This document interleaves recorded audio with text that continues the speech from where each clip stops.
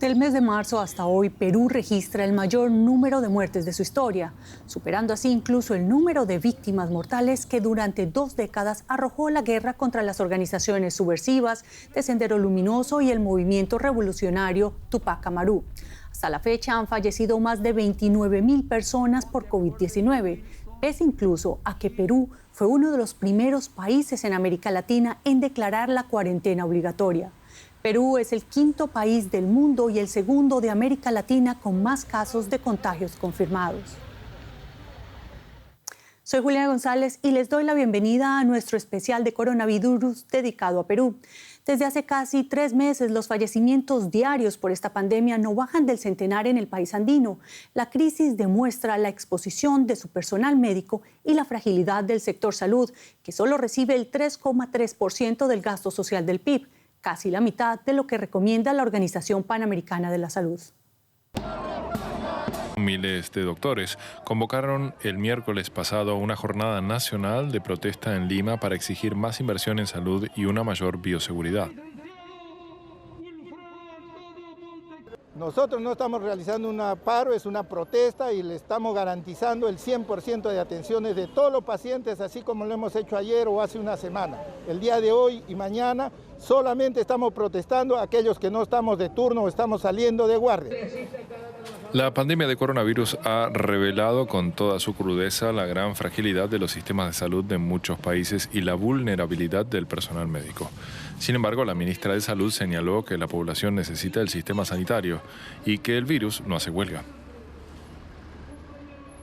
A mí me apena mucho que los colegas quieran tomar medidas de presión de ese tipo. Entendemos todas las circunstancias, todos estamos en problemas y problemas económicos. La deuda con los trabajadores de salud es bastante importante.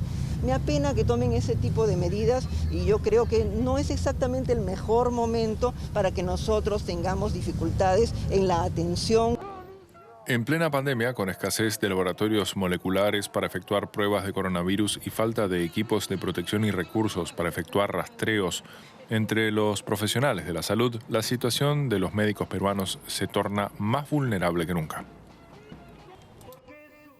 Nosotros invitamos a Víctor Zamora, ministro de Salud de Perú, hasta el pasado 15 de julio para hablar sobre la crisis sanitaria de su país. Señor Zamora, muchas gracias por aceptar nuestra invitación. No, muchísimas gracias a ustedes por invitarme a su programa. Señor Zamora, veíamos en el informe imágenes de la huelga del fin de semana. Sin embargo, no son imágenes nuevas. Ya antes de la pandemia, Perú contaba con un sistema sanitario fragmentado, con escasez de médicos, y esos pocos médicos no contaban y siguen sin contar con la dotación de bioseguridad necesaria. Además, reclaman el pago de salarios atrasados. ¿Por qué cuesta tanto cumplir con los reclamos de quienes están en la primera línea? Bueno, tal y como tú lo señalas, efectivamente el malestar del personal médico y de los profesionales de la salud y los trabajadores de salud en general del sector público es un reflejo de una deuda histórica que tenemos no solo con los trabajadores, sino con el sistema de salud público del Perú, el cual no ha recibido sustantiva inversión durante los últimos 20 o 30 años.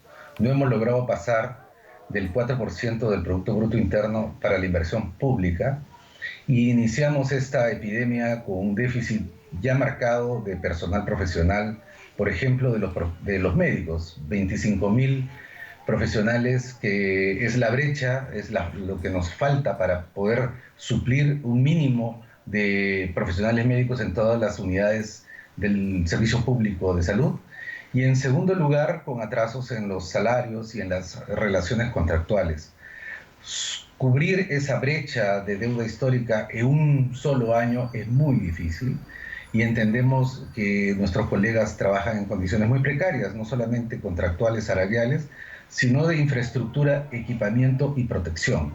Hemos hecho un esfuerzo importantísimo este año por ampliar la cantidad de camas, la cantidad de equipos de protección personal, pruebas moleculares, etcétera, pero ciertamente la brecha es enorme y a la cual se agrega el hecho que al inicio de la epidemia aproximadamente 40% del personal de salud tuvo que ser replegado a sus domicilios, ya sea porque eran mayores de edad o tenían alguna condición de riesgo, y no queríamos que eso aumentara aún más el número de personas afectadas por la epidemia, ya sea por enfermedad o por muerte.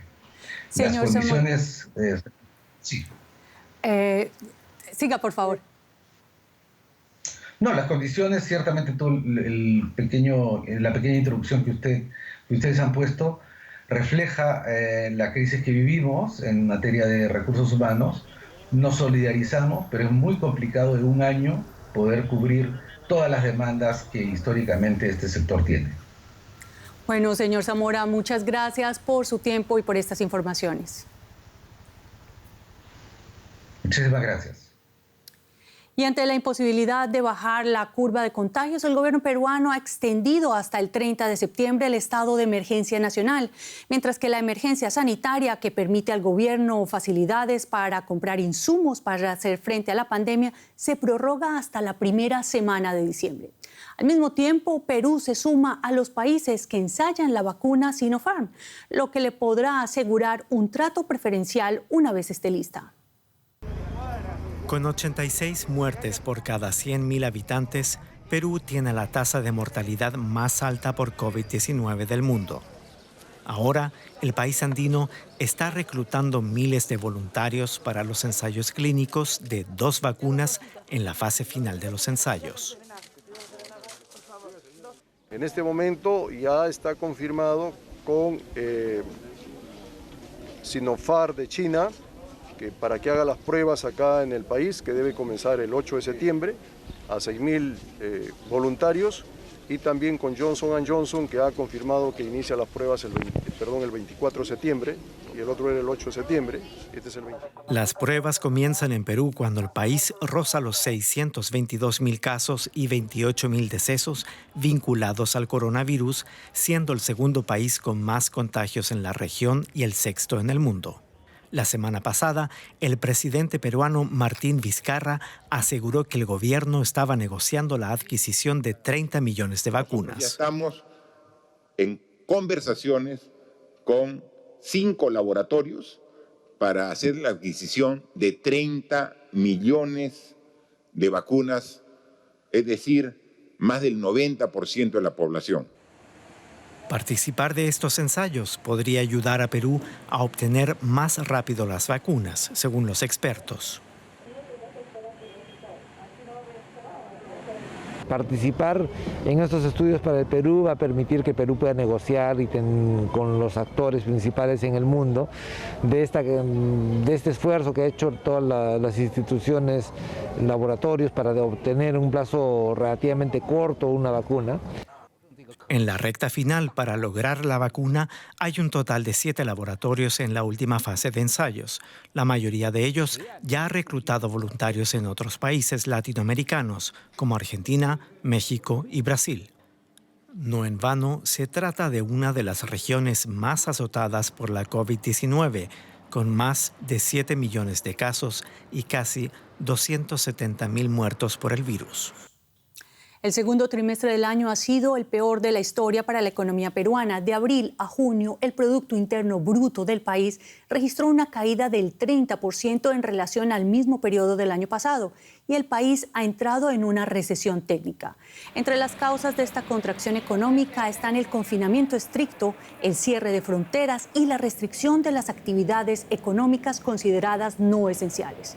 El desempleo en el país se ubica en el 8,8%. Sin embargo, las autoridades estiman una rápida recuperación, toda vez que la economía mundial muestra signos de reactivación.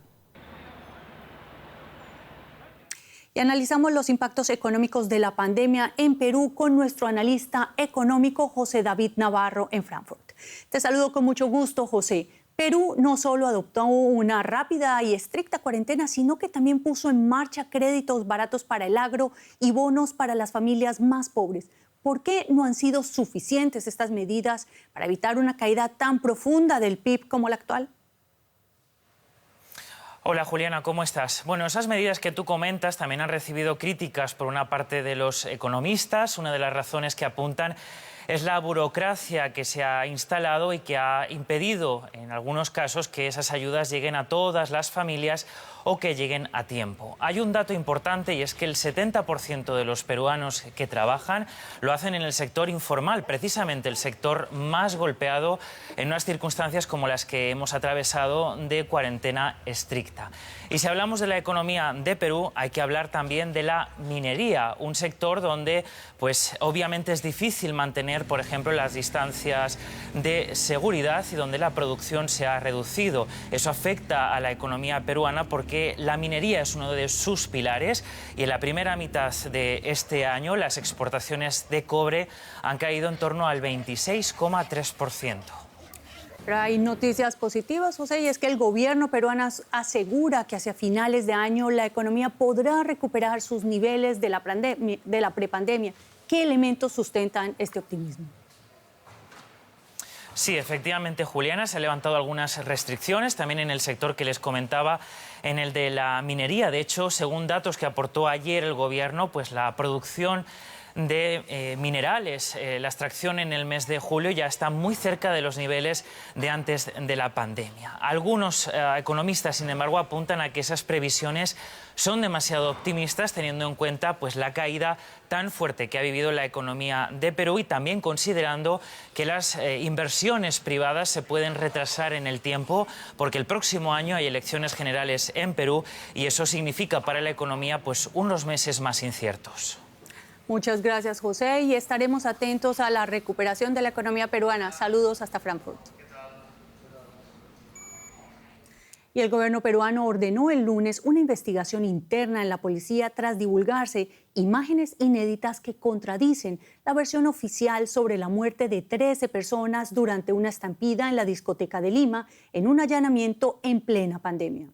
Imágenes grabadas por una cámara de seguridad de la discoteca Thomas Resto Bar muestran que un policía cerró la puerta del local momentos antes de la estampida fatal. Todo lo contrario a lo expuesto en la versión oficial. La estampida causó la muerte por asfixia a 13 personas. Y a ustedes, gracias por acompañarnos en esta edición del especial Coronavirus. Quédense con nosotros aquí en Deutsche Welle.